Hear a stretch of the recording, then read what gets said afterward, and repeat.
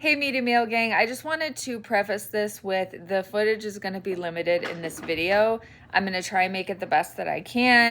It was a little bit of a surprise, and I did not have permission from the family to record at their home while we were doing the pickup.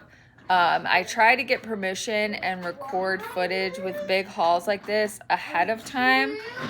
But in this scenario, I was not expecting this much from this family. It took 4 cars. So this is the day of the pickup and the next day afterward. I just wanted to preface with that. If the footage is a little limited, you know, that's why.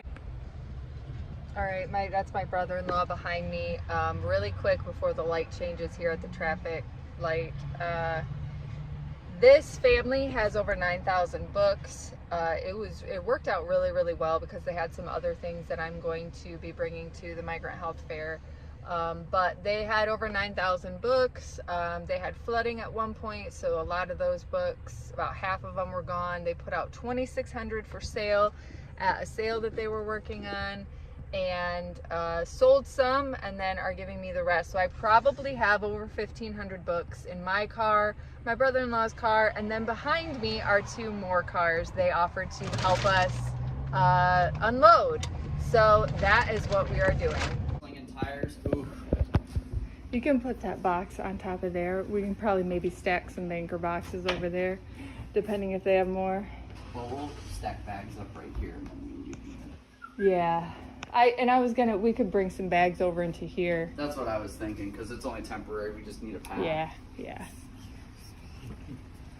Do you know where South Winter is at? What? South Winter? So first car is out of the way. Yeah. So we're getting this other car. Whew. And this isn't even books. This isn't even my vehicle or my brother-in-law's vehicle. All right, so here is an update. This is all from 2 vehicles. So this will take me a couple days to process, give or take. I know it looks like a lot, but you have to consider these are in tiny bags. So boxes and totes, you could probably fit, you know, a couple bags in a box. So it just looks like a lot because of how it's packaged up. So we'll be processing this tonight, over the weekend. I think I can get all of upstairs done because I have another pickup on Monday. So the goal is to get all of upstairs done as much as possible. My brother-in-law and my truck are empty. And then here is the stuff that I'm gonna kind of not hoard, but just set aside. This is from my vehicle and my brother-in-law's vehicle. And essentially over time, I'll just bring it out. This is the whole reason that I have this area of my garage set aside, is so I can do all unprocessed stuff over here. And essentially, if I want to bring it upstairs, I can bring it upstairs, or I can use this desk over here and I can process here on this desk and figure out, you know, different things, different piles. I do have another pickup on Monday that's going to be kind of large, so this area will get bigger. But you know, it's feast or famine, guys, and today was a feast, and we'll go through it as quickly as we can. Thanks, Izzy. Say hi. Hi. As far as my inventory management, a lot of you asked me about that, and I know I don't have the other basement lights on right now, but this is currently my inventory management as far as keeping things in totes by author's last name or by category. So some of these bookcases and these shelves are by category. I actually am going to be changing this and setting up shelves to be lengthwise, so it's more like a library, and having the books this way with bookends, again still by last name, alphabetical as much as possible, but just easier for me to navigate through versus having to lift totes and do all of that. I'd rather use the shelving as it's meant to be used versus putting totes on there.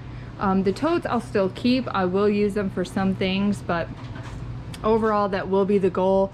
But that is like end of 2024, end of the year plans, because I have to go through all this inventory and get rid of everything that's a year or older. it's just time to let it go. If it's been here over a year, it's not selling. So I'll either take it to Whatnot or donate it, whatever the case. I've ran quite a few sales. So if it's still hanging out after a sale, it's not gonna sell. And then I'm gonna quit doing this with lots. I know I just did a video about lots. Smaller lots are one thing, but when it's really big lots, especially big bulky lots that sit pretty much, if it's sitting longer than 3 or 6 months, I'm gonna start letting it go, because I just don't have the room for big lots like this. I just don't, and they're not going to sell in the time frame that I need them gone. And again, I'm gonna be utilizing FBA a lot more, Amazon, for my inventory, so that way I don't have a ton down here. I'm shipping a ton out, you know, I'm shipping a ton out to FBA, and just kind of doing it that way. So that'll be the goal with this side of my basement. The other side of my basement is like my personal office, personal use, that kind of thing. But yeah, guys, that is just a little brief update on what this pickup looked like. And shout out to Izzy, my brother-in-law. Hello, Media Mail gang. So here is a brief update of what we have going on here. These I still have to sort through. These I'm still sorting through. Those are good for Amazon. These I'm going to be checking out for eBay. These all still need to be sorted through.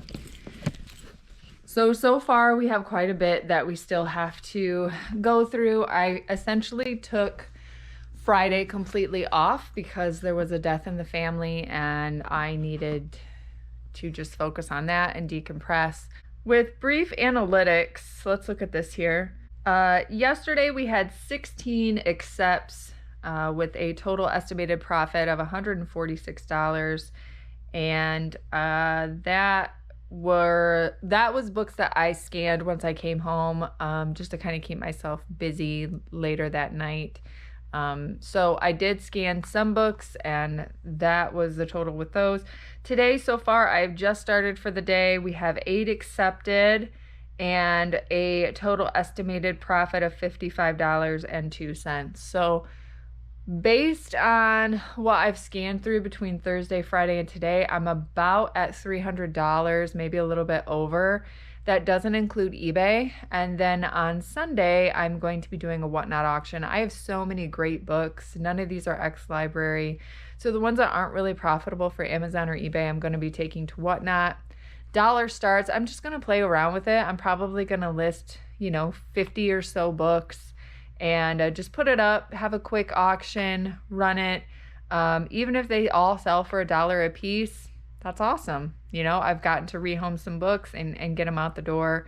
And that's pretty much what I'm going to do with a lot of the leftover. Now, my car does have a couple bags of books that are very old, and they're outdated information. So a couple CPR books that are outdated, a few medical books that are outdated. And it's like awkward outdated, like from the 90s and 80s, not like the early 1950s or 40s or, something that someone would want to collect. And then I also have a stack of Spanish language books. I'm really excited. This family had a lot of Spanish language books, and just getting out as much as I can into Amazon FBA, so that way it's not physically here at the house. That's one really, really nice thing about FBA. And then running eBay parallel to that, getting the vintage stuff up on eBay as well. Hello, book friends. Today is a Saturday and we are cranking through some more of these books, and I'll show you guys here in a second. Essentially, I convinced the kids to help me because the baby likes throwing books in bags. So those are duds. Not a ton, which is good. That's good news. Not a ton of duds. But let me show you something here. In addition to the 2,200 books that I picked up, I also picked up all of these from a school district. And it's a variety of ex-library, ex-classroom, and also some of these books from Pearson. So some of these I should be able to send in. We'll see. I mean, it just depends if they're profitable or not. If they aren't profitable, there are some organizations I can give them to. And I do have quite a few homeschool network friends. The Sell Back Your Book pile is growing pretty big. I'm gonna have to condense some of these down, but that has grown quite a bit. We've got about $80-ish here with Sell Back Your Book. And then this is some residual from the 2200 books. I did keep a couple up here, but let me show you the basement.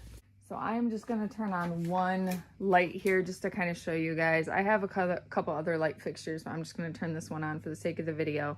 So these are all I have left from the 2200 books. So I have gone through about 25% of them so far. And essentially the goal is to get through half of these so I can get to this shelving here, because I'm going to be putting some more shelving over here and doing some different things with my brother-in-law to kind of reorganize inventory. Different video for a different day. I'll explain that later. But I want to get through half of these. And then honestly, I'm thinking about keeping the other half for a little bit, just for the fact of I know things are going to die down once September and October hit. And I'm curious about intentional hoarding, intentional stockpiling, I guess you could say. But mixed feelings, you know, because at the same time, I really would like to get things out to Amazon when they're profitable now. You know, things that are profitable for Amazon right now may not be in a couple months, but the turn side of that is it could possibly be worth more. So I don't know, we'll see. So we are working through this just a few hours. It is a Saturday, so obviously I want to enjoy my Saturday. It's really hot here in Michigan. It's going to be really hot the upcoming week. Now, brief explanation on these type of books. They're beat up, okay? They're ex-library, they're beat up. Some of them could pass for acceptable condition, and I do send them in, and I sell books like this all day, every day on Amazon with no return issues. So it is possible, but not always ideal. And again, if it's extreme wear, I really won't send it into Amazon. The checkout cards, got 1,000,001 questions about that. I don't have detailed videos. Some things I like to keep close to the chest. I just mention it because it is something that you can do. Go on Etsy and look at all the details out there. Etsy is flooded with them, so go take a look. You'll get tons of ideas and inspiration, but I'll never give a tutorial on how I make my own personal products, just because personally, I just feel like that's kind of a trade secret, and I like to keep a few things close to the chest because it's something that I worked on and perfected, and so I feel like that's something that I want to keep to myself, which I think is fair.